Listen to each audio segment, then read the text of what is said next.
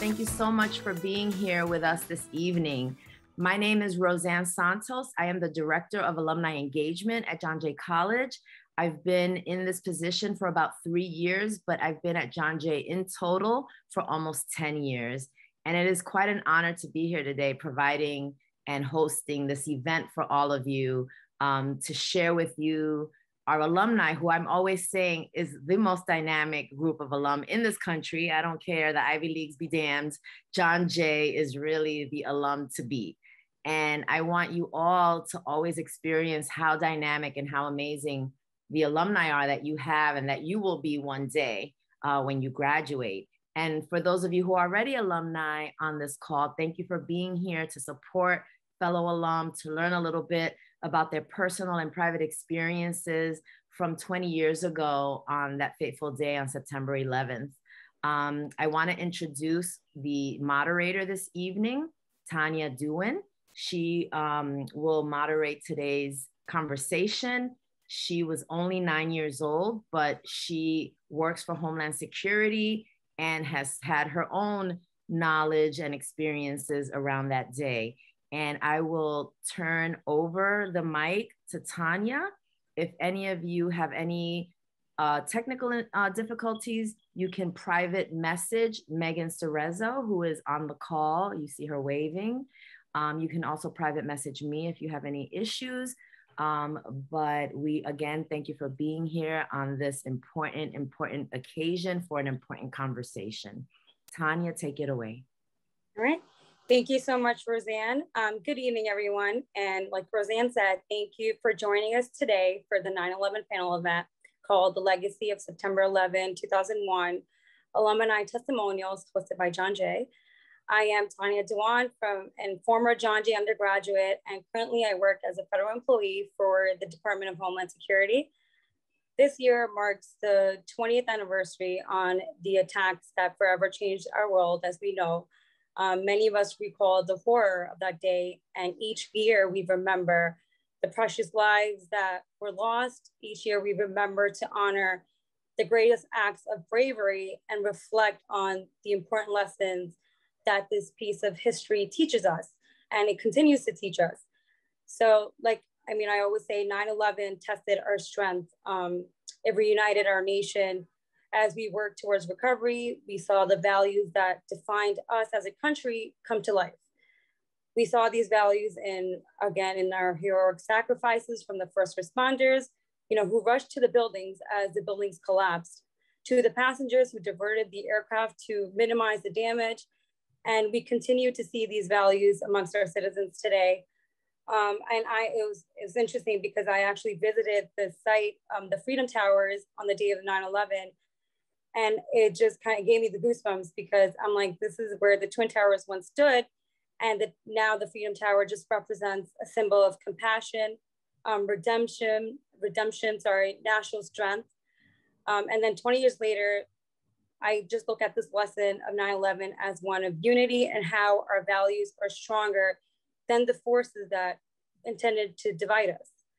In the wake of these attacks, my agency, the Department of Homeland Security, was born. And I currently work as an inspector turned policy writer.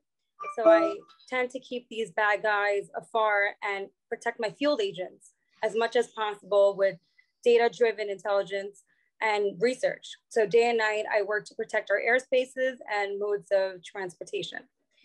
So today we gather together and again, draw upon a diverse set of voices to talk about this historic event and what it taught us.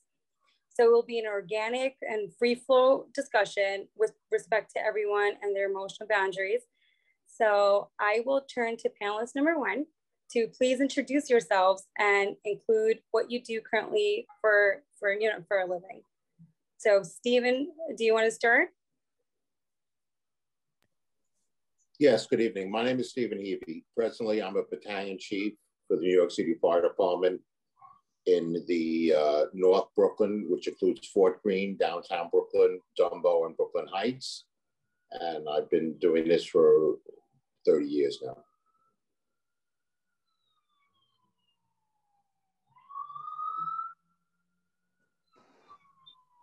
Thank you, Stephen. Sorry, one sec. Carmen, do you want to go next? I'm Linda Reynolds and graduate of John Jay Master's degree in criminal justice. And I currently work as a security consultant. Thank you, Linda. Carmen? Oh, Carmen, you're on mute. I just saw that. Hi, everyone. My name is Carmen Vitar. I graduated from John Jay recently in 2018 and with a major in, got my undergrad in law and society and minored in law. And I currently work in a high school and middle school as a parent coordinator. Thank you, Carmen. Andrew? Thanks, Tanya. Hi, everybody, and thank you all for joining. I'm Andrew Schweikart. I'm a John Jay alumnus. I'm an adjunct faculty member in the Department of Sciences, and now I work as a forensic scientist at the New York City Office of the Chief Medical Examiner. Wow. All right, so our next question is, where were you all on Tuesday, September 11th, 2001, and what have you learned from this experience? So Stephen, you could start. Sure. On September 11th, I was a fire marshal, which is the law enforcement arm of the New York City Fire Department, and I was working at Sunset Park, Brooklyn. And as we all know, it was a beautiful fall day, and the sun was shining through the windows. And we would just normally I was working the overnight shift, so I would leave at 9:30.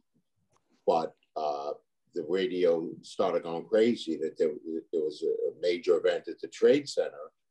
And I turned to one of my coworkers. I said, "Hey, they're all at the Trade Center. That's weird." And he's like, "I don't know what's going on," you know. And our boss came out and said, "Get all your stuff. Get extra flashlight batteries, extra, you know, everything. We're going."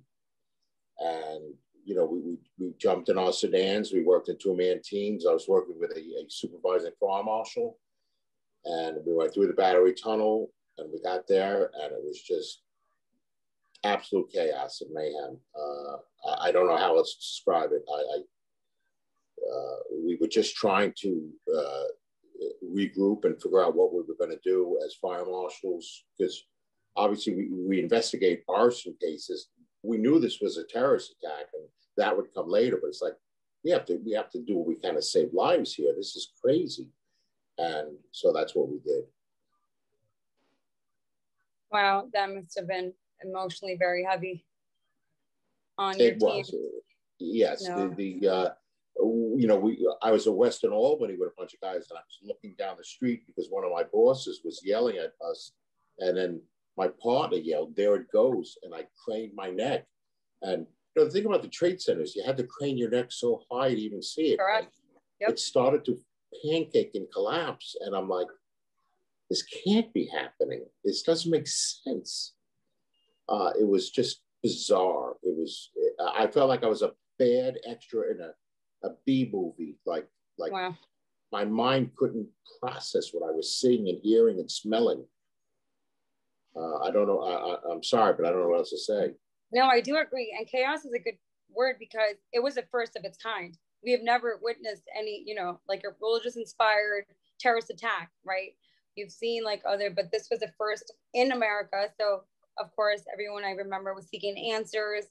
We didn't even know what was going on. So it definitely was chaotic. So Linda, would you want to go next to where were you on the day of and lessons? I was in Surrogate's Court, which is on Chambers Street. And the first reports we had with the radio and the television was plane had struck the World Trade Center tower. So being on, and we're like, what? And at first we're thinking it was an accident. I didn't even know it was a jet passenger plane or anything. But then we started getting more information. So we gathered the deputies that were there, and we started down Broadway, which was the quickest way down to the World Trade Center. And to see the smoke, the building on fire, both of them. And it was a shock. I just couldn't fit my mind around this because nothing like this has ever happened, especially in the US of A. And at least, and then I was also worried. My daughter was attended Stuyvesant High School. So when we got down there, like Steve said, it was total chaos. People were just in shock. And then the smoke, and like he said, the smell, the noise, it was just totally, it was a horrendous, terrifying, chaotic situation that we went into. And what we did immediately was trying to tell people to leave the area, get out of the area. You know, people like to stand, gawk and look, and you're trying to move them. And then the building began to fall. Before that, we were seeing, I thought it was debris. To learn later, there were people, those were people jumping out of the towers. So how horrendous could that be? That you would jump knowing there was no way you would survive it. And then they collapsed. And the smoke and the odor and the more confusion, and then trying to help people that couldn't even walk, covered in dust. We were covered in dust. And at that point, there was a point I just had to be almost like a robot. You know you're here to help, you know you're supposed to be doing, so just go do your job and not think of all the chaos and horror around you. And I'll never forget that day. And every time there's, it comes around, the memorial, it takes me back to that day. It's something it will stay with you for the rest of your life. I agree. I just got goosebumps listening to that. I cannot even imagine people who were there, who witnessed it firsthand, what you guys must be going through. Wow. Well, Carmen, do you want to tell us your story? Well, Stephen and Linda, thank you so much for sharing like your stories, like that morning of the night of Stephen, when you worked overnight, and Linda, you know, like worrying about your daughter in Stuyvesant. Thank you for sharing that. The morning of September 11th, I'll share the Monday, September 10th. September 10th was, it was raining, like it was raining powerful. And I usually love the rain, but this, for some reason, this day was raining very strong. And I worked in a high school of economics and finance, which is on Trinity Place between Cedar and Thames. So I remember running into World Trade Center. Normally I would take the train on Fulton to go pick up my son. But I said, no, it's too much rain. I'll go in and push the revolving doors. Little did I know that that would be the last time that I would push the revolving doors until it opened again. One World Trade opened again recently. So I remember the morning of September 11th. It was a really hot day. And I remember I was debating which pair of sandals to wear, between a pair of Teva sandals, which are now popular again, and a pair of cute flat mules. Of course, I did not wear the Teva sandals. So I had to drop off my son in pre-K. He was 5. And we were on the subway, and he just randomly asked me, Mom, when people die, where do they go? And I didn't want him worrying, because I know myself when you question death, you know, like that can linger. And at 5, I didn't want him to worry about that when he wasn't going to be with me for the rest of the day. And I just comforted him and I took him to pre-K. Before they had at work at the high school, they had changed my hours. I had to be there at 8:30, but because daycare wasn't open until 8, I asked if they can change my hours from 8:30 to 8:45. And so they did. So Monday I was there at 8:30 and Tuesday I was supposed to arrive at 8:45. So I dropped him off, went back on the subway, came out of the subway on Fulton Street, and normally I would walk up Fulton to Broadway, make a left. At that time, there was a store called where the new subway station now is. There was Mrs. Fields Cookies on the corner. And I remember not really seeing much traffic going on. And I thought that was a little strange. It was a little bit past, it was a little shy after 8:30. And I remember making the turn and on Day Street there was a lot of people just looking up. And it felt like a movie. I just was trying to assess what was happening. And as I'm ready to approach Day Street, people just started running. So I couldn't see what was happening. They just start running and screaming. I ran in a store. I didn't know what to think. And then I waited to see until the streets cleared up. I heard people saying, I'm getting the H out of New York.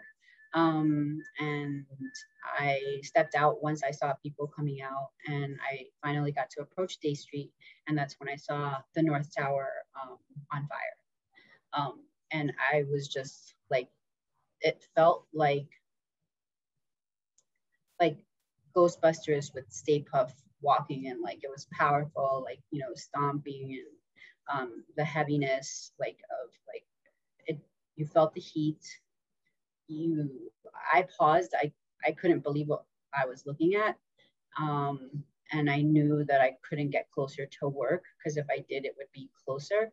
And it was rare that people had cell phones. And if you had a cell phone, it was like those really large antenna flip phone kind of thing. So you would have to use a payphone. And I remember trying to call work, and I would call, and the secretary that was there, she would pick up and she would say, everybody, and then it just would drop. And then I try again, and she was like, everybody, and it would just drop. So I decided to walk towards the Seaport area on Maiden Lane. And so I made a left on Maiden Lane.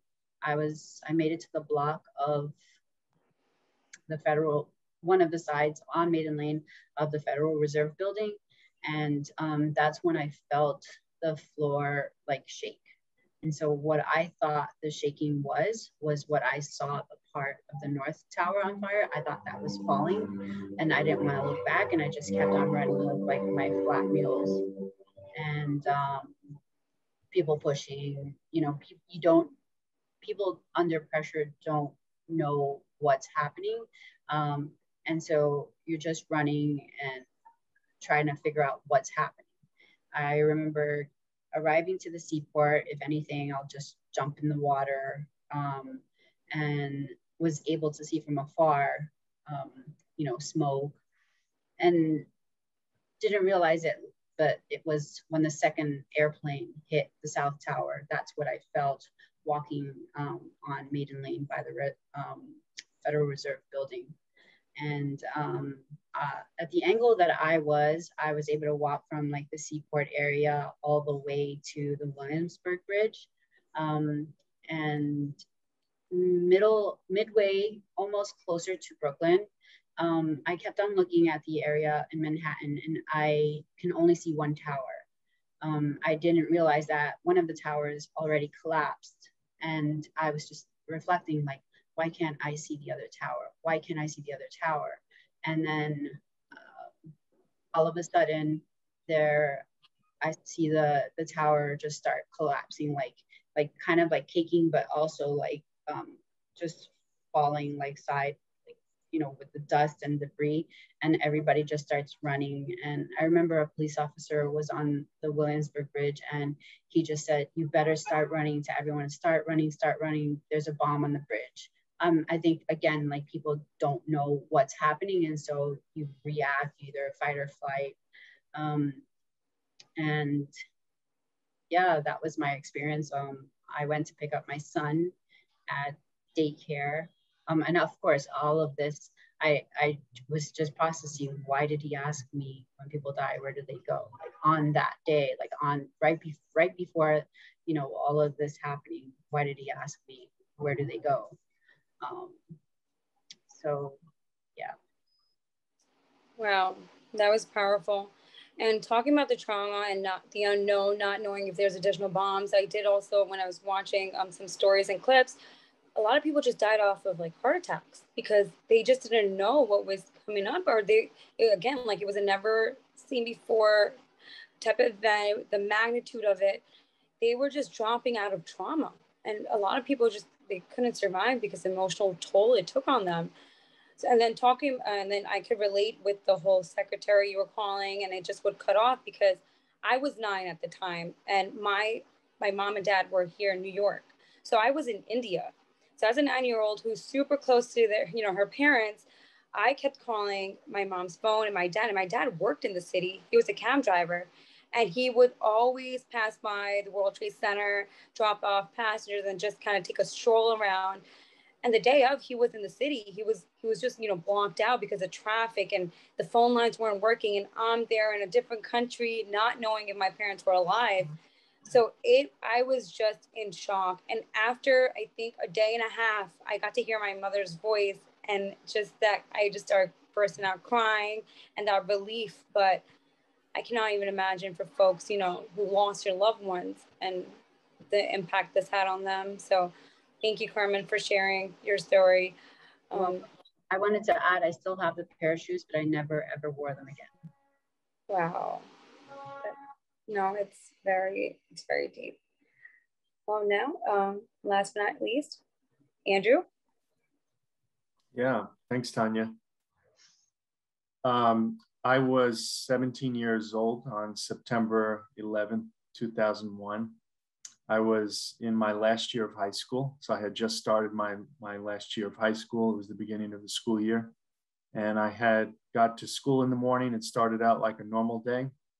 And then news started to spread quickly about what had happened, probably just minutes after. You know, I remember speaking to my schoolmates, and I remember all of us rushing to one area of the school where the only TV was.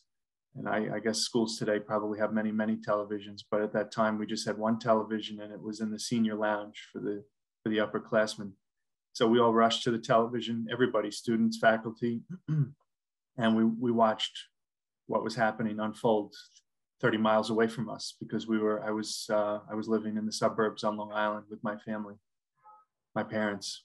And the school day was very unusual. I think we went to classes, we just went through the motions, but I don't even think we were, you know, we weren't really following our typical lesson plans. Everyone was just, some classes were canceled, and we were just totally absorbed in what was happening. And like some of the other speakers said, I wanted to get home because I knew that this little school I was at in the suburbs wasn't a target, but nobody knew what was a target. And everyone kept, like Carmen said, someone, even a police officer, told her there was a bomb on the bridge. And I remember someone telling me that the White House was a target and all these other things. So everyone, I think, no matter where you were, you just wanted to get home where you could be safe, because no one knew what to expect.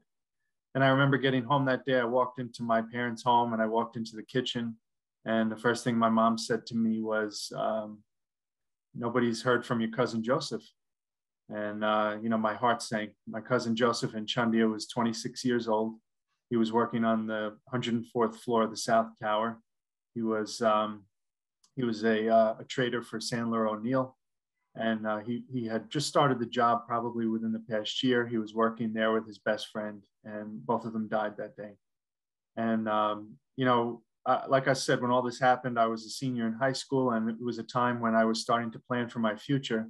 And like a lot of students graduating high school. When it came time to write my future plans in my yearbook, this is one of the events that shaped my future plans. I already had an interest in forensic science, but I think this September 11th, that experience, even as a young man who wasn't really directly involved in it at all, it still had a profound impact on me, so much so that I decided to write in my senior yearbook that my future plans were to prove that science can triumph over evil. And, you know, it's now fast forward 20 years, I'm a forensic scientist. I work at the New York City Medical Examiner's Office, and we're charged with the enormous task of identifying everybody that perished that day. You know, and we'll talk more about that later, I'm sure, but 40% of the people who died that day have still not been formally identified. And, you know, it's just amazing to me when I think about how personally I was affected by this tragedy, having lost a family member. And now, as a forensic scientist, I'm part of the team of scientists that's responsible for providing answers to families, including my own, who lost somebody, but maybe they haven't been identified yet. And, you know, not too many people can say that they lived through something so, you know, that had such a profound impact on them, that they lived through that and it shaped the course of their life. And they, from that day forward, they made a plan and they followed through with that plan. And, you know, it's incredible to me that I look back over the past 20 years that, you know, I made that commitment to myself on September 11th, that this is what I want to do. And this is something that I want to help other families overcome, you know, the grief that my own has gone through. And it's just incredible to me, the job that I have, and that I've been able to you know, to stick to something and to do what I said I was going to do. And it's really, it's an incredible job. So I'm proud, very proud to do it. Thanks. Well, thank you, Andrew. And again, I'm so sorry for your loss. But so the 40, you said the 40% or 40 people, sorry. So there's no trace of DNA, nothing. They're still finding it, or they're just in the process of identifying for the 40 people? 2,753 people perished when the Twin Towers collapsed, not even counting those from Flight 93 in Pennsylvania or at the Pentagon. So 2,753 at the Twin Towers alone. 40% of those people, so 1,100 people roughly, wow, have not been identified. And you know, part of that is, there's many reasons for that. Part of it is because of the environment that was present when the towers collapsed. Basically, at that site, you had everything that is harmful to DNA. You had intense heat from the burning jet fuel. You had ultraviolet rays from the sunlight. You had bacteria, dirt, debris, moisture from the firefighters trying to extinguish the smoldering blaze. All these things are very, very harmful to DNA. And so whatever remains there might have been, the DNA that was in them was heavily damaged. And so for some, it's quite possible that whatever remains of them that might have existed is beyond our ability to identify. And I could talk more about this later, but yeah. So but the nice thing is that the science has evolved a lot in the past 20 years. So we're having success with remains that 20 years ago we couldn't do anything with, but because the technology has moved so far, because it's been driven by the need to extract information from this really challenging substrate, we're getting information from remains that we couldn't get 20 years ago. Wow. I did not know that, but thank you for sharing that.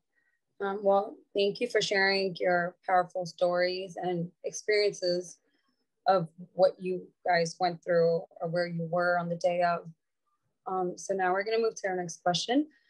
For our audience, what would you like for them to remember, like to know about that day? Since this was a pivotal moment in history where, you know, the effects were felt not only nationally, but internationally as well. It shaped the course of government, policy, economics, and every field you could think of. What would you like for our audience to know or remember, or, you know, like a point that could help them? Stephen, if you want to go first? Sure, thank you. I think for the fire department and the police department and all the agencies involved was, the sacrifices that were made. I mean, unfortunately, the people that were in the towers were in the towers, but our brothers and sisters ran up those steps knowing. I saw video from the lobby. I saw two officers embrace. They knew they were going to be killed, and they were both killed. It was, as one battalion chief said, and I think one of the local papers a couple of days after, he goes, people were jumping out the buildings. What were we supposed to do? We had to go in there and try to save them. Like, we knew, and again, I want to express that I'm speaking for myself and not in official capacity of the fire department. Based on the jet fuel and what had happened, the BTUs, we couldn't put that fire out, but we could go up there and rescue people that maybe get broken legs, or the doors were out of plumb, or, there was damage, and we could get them to a lower floor and maybe find an elevator that worked. And, I think anybody in command knew there was going to be collapse of the fire area, but we thought we had a few more hours. That's my opinion. I thought we had a few more hours, and we didn't. But, one firefighter came out and somebody stuck a camera in his face and goes, what's it like being in there on this fire? He goes, this is not a fire, this is a war. We were, it was the longest months of our lives. Like, for me personally, September 11th through the new year is a blur. I just worked every day, either at the site or at the temporary morgue or at the Bellevue morgue. And, whenever I smell concrete dust, it just brings me right back to it. It was just, I saw the worst of humanity that day, but afterwards, when people would help me, I saw Steve Buscemi, an actor on the pile, Brooke Shields, an actress in my day, gave me a bowl of chili at the respite center. Everybody just wanted to help, and it was the worst met the best. And that's why I'm still working and still keeping my head high, because I believe in humanity. And there were some really bad actors there, but they were met with tens of thousands of good actors, and we won. I agree, Stephen. And like you mentioned, the sacrifices of our first responders and all who helped out is definitely an utmost example of humanity and compassion. While we did see the worst of the worst, like the actors that played a role, the terrorist, we saw the bright, the folks that came out and helped, even some citizens who were offering their homes for the, people who went through, who were burned, who were coming out from the Twin Towers.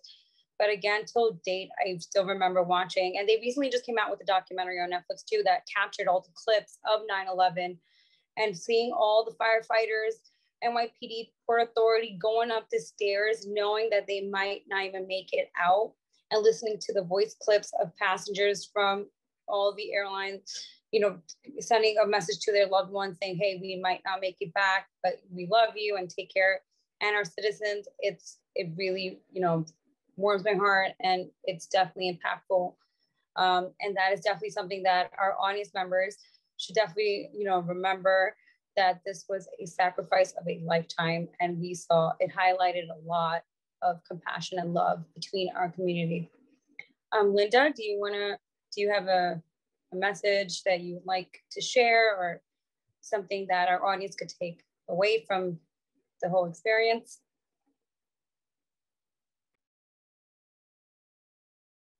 Okay, I unmuted.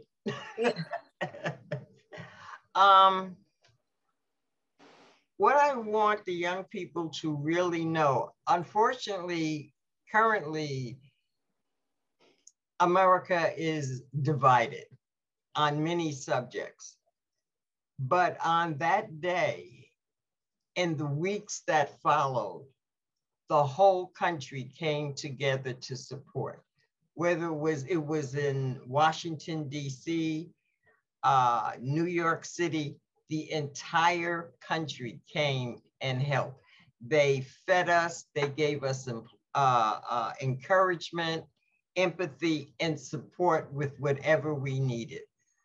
And I think that is the true America, that we do come together and help no matter what, because we are one big family. And it took me weeks to really process what I had witnessed, because it was traumatic. And I saw the towers on fire, but never, never in my wildest dreams did I ever think that they would have collapsed. I just didn't believe that.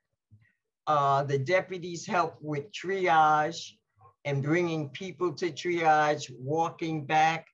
The one thing, a little levity in my life, you know, I had a teenage daughter at Stuyvesant High School, and you know how they generally don't listen to you.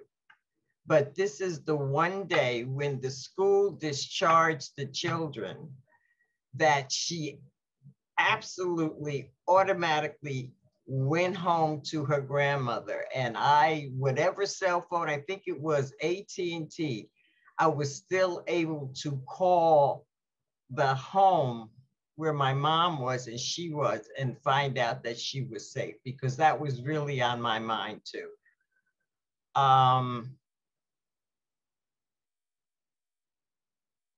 Like I said, this memory shows all the heroes and the good of humanity, and my utmost respect for all the uniformed personnel, especially the firemen. I'm not choosing one over the other, but to bravely go into a burning building, even though that's what you're trained to do in the run towards danger, I salute them and respect them, and thank God we had them. And I lost a couple of deputies, not that day, but because of the work in the recovery effort and the cancers and the various diseases that that were attributed to working on the piles of rubble. And there's nothing you could do about it, but no one thought of their own health. They thought about, what can I do to help? What service can I give my fellow citizens? That the young people should know. That should be a staple that goes forward and continues.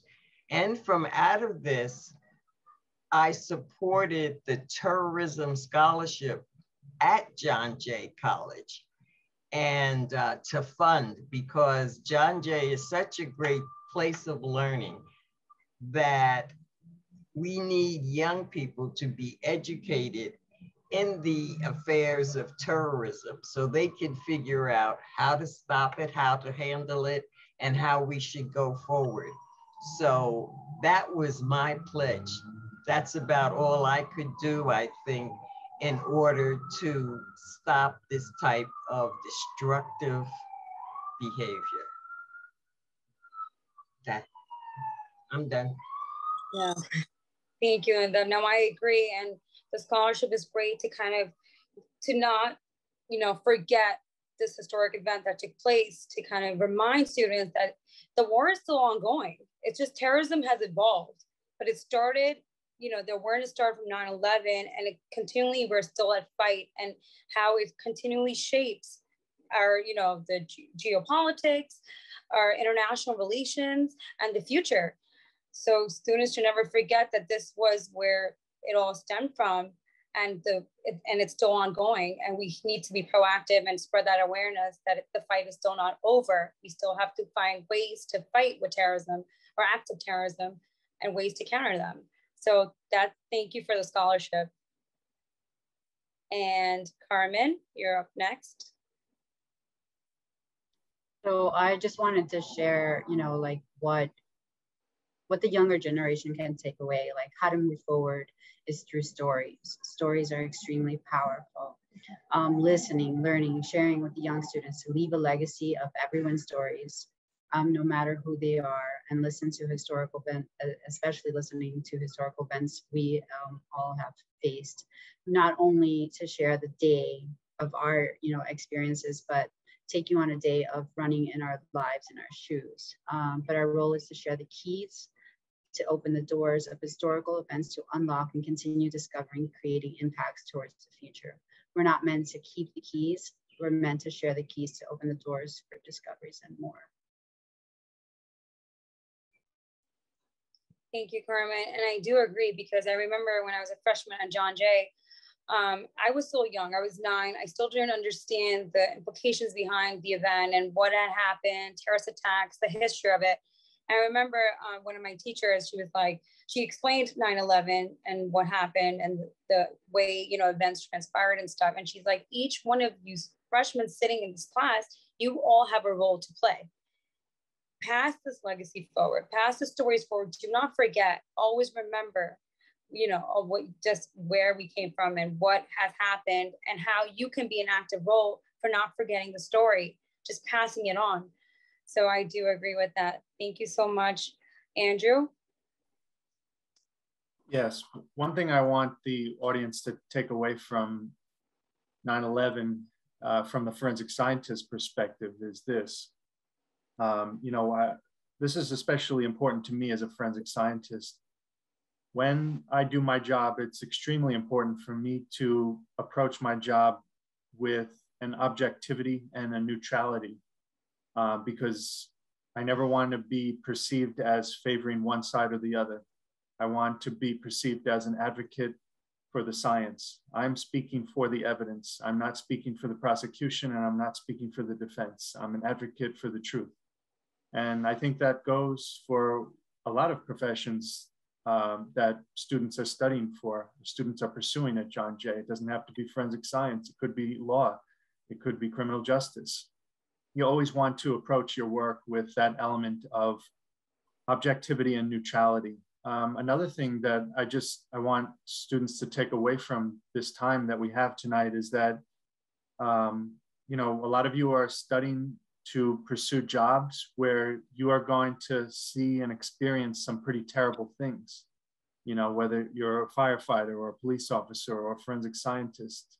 For me, as a forensic scientist, I spend 8 hours a day testing evidence that's been collected from some pretty terrible things that have happened to people. And the people that I'm helping, the victims of these crimes, it's never a good day for them. It's always, most of the time, it's the worst day of their lives. And I'm trying to help them and provide them with some answers, and I'm seeking the truth.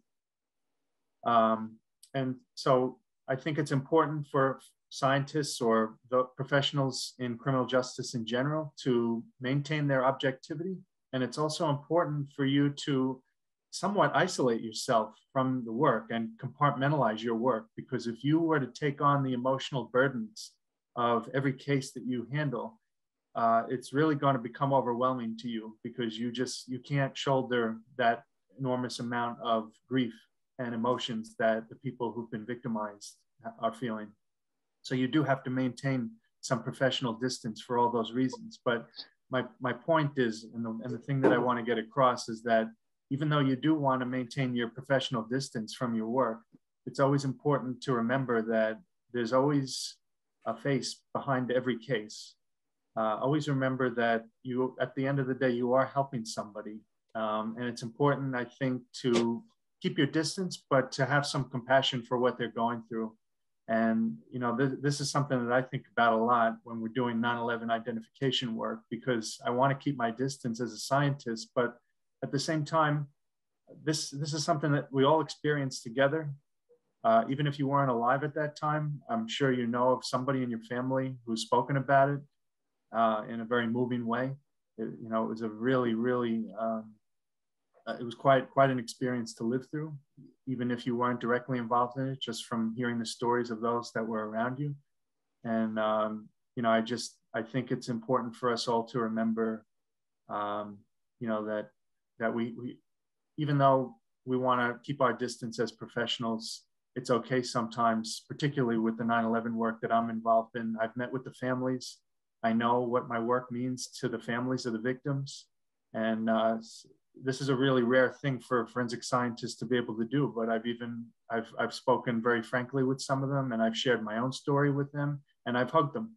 And that's something that you usually don't do as a forensic scientist, but because we all went through this together, this is something that happened in our backyard. This is a situation where I think sometimes you have to exercise a little discretion. So just remember that when you go out there, to be professional and you know, maintain your neutrality and try to compartmentalize your work so that it keeps you mentally healthy. But also remember that you have to have a little compassion, a lot of compassion for the people that you're helping. Thank you, Andrew. Agree. Can I interject? Sure. Andrew, I appreciate that. And as a student of John Jay, and I think John Jay students get that. I know they're leaders in the fire department and the police and criminal justice. And I know John Jay does a lot with recidivism and these very important issues. But, you know, I thank you for your comments, because one of the things was I was a fire marshal on 9/11. So I was assigned to the temporary morgue on West Street. And our job was, there was a fire marshal, a police detective, and an NYPD Port Authority detective, because we were trying to identify the remains, because we weren't finding bodies, we were finding pieces. Let's you know, be clear about that. And we knew what kind of weapons the FDNY carried, what kind of weapons NYPD carried, what kind of weapons Port Authority carried, what their shields looked like, what our shields looked like. And we were trying to figure out where our brothers and sisters were. And so I'm working in the morgue, and you know, EMS would, or whoever would come in with a bag, and we'd go to an anteroom, and there would be a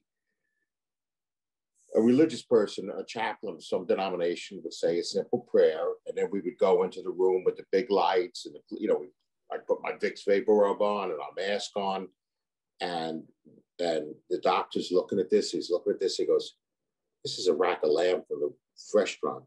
And I just lost it. I went to both knees and I cried. And I'm like, this is so absurd. I mean, I signed up to be a fireman, and now I'm like a mortuary technician, and I just couldn't. And they actually gave me a couple hours off. I was beside myself. And so Andrew, and I can't even pronounce it, Schweikart, I can't pronounce your last name, but the work you do every day, thank you so much for your service. And because these families need closure, I know that. That's all. Thank you, Steve. No, thank you. And it is a tough line of work. And I do agree with Steve and Andrew. It is, I don't know what you must see and go through, but giving these families, meeting them, giving that closure must be emotionally tough. But kudos to you for going through it and giving our audience some great key points to take away. So that concludes our questions. Thank you all so much for sharing your experiences and firsthand providing the insight to our younger crowd, and hopefully inspiring them to take the lessons learned and moving forward with them, spreading that awareness to the jobs that they go into, because any governmental job you guys go into, 9/11 is definitely an event that, like I mentioned before, morphs and shapes policy. Personally speaking from experiences, when I started the government, when I worked for Homeland Security, everything was from a passenger level threat. So all our policies were written to kind of avoid another 9/11. But now there's an evolution of the way, the methodology of terrorists, and now it's all homegrown and insider threats. So to see that, to kind of like, you know, transform and going through the years, it was important to know where it started from. So just knowing and spreading the word, having that awareness of what went on will definitely help you in your future careers, because a lot has been derived from that experience. So that leaves us with, I think, about 10 minutes. So Roseanne, if you want to open it up for questions. Yes, we have some questions. We have 3 questions in the chat. And we're just going to go to those 3 questions. I think that's all we'll have time for. And anyone at this point can just answer them. You know, maybe 1 or 2 of you can answer each of them. So the first question comes from Jennifer Luna. What's a memory that still impacts you today? If there's anyone, some of you already kind of responded to that, but if there's anyone who wants to add that maybe did not share that kind of information yet, and you would like to, please unmute and you can feel free to do so. Steve? Yeah, I would just say for me, obviously, it took like a good year and change. I would hear a plane overhead and I would look up because that sort of scared me. I sort of got over that, but I've been an apartment dweller my whole life in New York City, but the dust, if I walk past a construction site and there's concrete dust, it takes me right back to that day. Because as other people have said, we didn't see a doorknob, we didn't see a computer, we didn't see a desk, we didn't see a keyboard. All it was rebar and dust. And the dust, the concrete dust brings me back every day. Thank you, Steve, for sharing that.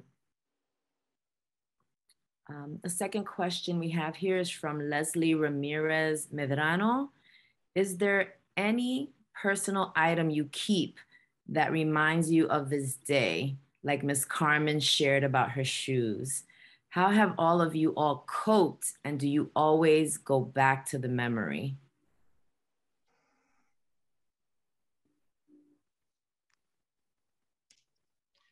Linda? I still have the uniform shirt that I wore that day, and I have it in a plastic bag because it was caked with all the dust. What really saved me is when I had returned to the office. Being a firearms instructor, I had the mask with the 2 ventilators on the side. I looked like Ant Woman. So when I returned back to the scene to continue to help, and I think that's what saved my life, that I didn't really smell all of the various odors. Like Steve said, the dust was just unimaginable. So I kept that shirt. I still have it. Thank you for sharing that, Linda. I had some friends who lived a little further out by NYU, and they have shared with me that they had just the jet fuel on their windows for a very long time. That's not, you know, think of anything oily or greasy in your house, how complicated it can be to clean just on your countertop. So if you can imagine jet fuel on your windows for weeks and weeks, I've gotten that message as well. Thank you so much for sharing that. Oh, Dr. Kobolinsky, thank you for being here. Retired faculty member from the college. His question is for Andrew, and a comment. You make all of us at John Jay so very proud of all of your accomplishments, but especially your work helping to identify those lost during 9/11. Was there ever a moment where you had tears in your eyes? Was there a moment where you became extremely angry? You lost a family member, as you shared. How does that impact your work? I just want to say a special thank you and hello to Dr. Kobolinsky. It's such an honor to have you here with us tonight. And Professor Kobolinsky is one of the reasons why I came to John Jay, because I did my undergraduate degree elsewhere. And I remember studying biochemistry as an undergraduate, but what I really wanted to do was forensic science. So that was very frustrating because I wasn't able to study forensic science officially until I finally got to John Jay. But I remember as an undergraduate reading, buying and reading Dr. Kobolinsky's book, DNA Forensic and Legal Applications. And, you know, that was part of the beginning of the transition for me into forensic science. So I'm really grateful for that.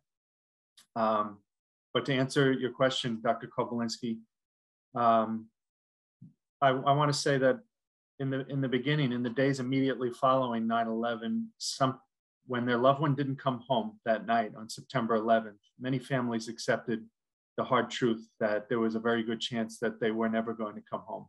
But for other families, many of them, they clung to a hope that, oh, maybe my son or my mom or my daughter or my sister is in a hospital and they can't talk, or you know, maybe they have amnesia and they're wandering throughout the city. You know, so for in the days and the weeks following 9/11, a lot of families clung to that hope. And I remember there being, you know, a few days and weeks like that for my family after the attacks, when we had hoped that Joseph would walk in the door one day and say, I got hit on the head and I didn't know where I was. And, you know, that never happened. And it's been hard for my family because, you know, nothing from Joseph was ever recovered or identified. So there's no cemetery for us to go to. There's no gravesite to visit. There's no headstone to go to. So, you know, it's hard for a lot of families when there's no answer like that. But to answer Dr. Kobolinski's question, you know, Joseph, when he died, my cousin, he was a young guy. He was 26 years old. He was doing everything that a young guy should be doing in New York City. He was going to the theater. He was going to restaurants. He was enjoying the culture. He was going on dates. And, you know, he was having just such a great time, just loving New York City life. And, you know, his daily routine was so busy that he didn't have time for some of the other things that were important in his childhood, like worshiping at church or something, you know, whatever your faith is. And one of the last conversations he had with his mom, he had told her, this is my aunt, he had told her that, you know, his life had just gotten so busy that he didn't have time to worship on Sunday mornings anymore. And she gave him this book. It was a daily Christian devotional. And she said, if you can't go to church, at least read this daily devotional for me, so I know that you're expressing your faith in some way, in some small way, even if it just takes a moment each day. And after Joseph died on September 11th, they went to clean out his apartment and they found the book that his mother, my aunt, had given him. And it was open until September 10th. And that's something that brought tears to my eyes when I heard that. And I know it was a great comfort to my aunt and uncle and my whole family, you know, that we knew that Joseph was with God when he died, and he's with God now in heaven. So I encourage you all, no matter how busy your lives get, listen to your mom or your dad or your family if they tell you to do something because it's important to them. It might not mean anything to you, but even though it just takes a minute of your day, it could really make a difference to your mom or dad or somebody else who really cares about you. Thank you so much, Andrew. I don't even think there's a better way to end than that. And I want to thank all of you for being so honest and open to doing this. I'm sure this was very difficult.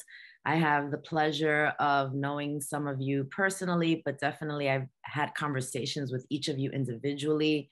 And the way I started the conversation is the way I end it. John Jay alumni are so dynamic, so amazing. I'm very proud to work at John Jay. Not an alum, but I've made myself honorary alum. No. With folks like you, how can I not want to be? I just want to say briefly, you guys have my email address. If any current student or former student wants to reach out to me, I'm happy to share. Thank you. Whatever guidance I can with them. I appreciate Likewise. that. Likewise. No, thank you, Roseanne. Have shared that personally with me, and trust me, I have you on my speed dial for that as we begin our mentorship program in earnest this week. So I want to thank all of you. Linda, did you have a final remark? I saw you came out of mute. I don't want to. Oh, that was an accident. Okay. Well, with that said, I want to thank all of you who are here with us this evening. Thank you so much for sharing in this solemn conversation. And I hope to see you at future events. Thank you so much and have a wonderful evening. Please be well and be safe. Have a good evening. Thank you so much. Good night, everybody. Thank you. Good night. Thank you all. Have a great day. Bye.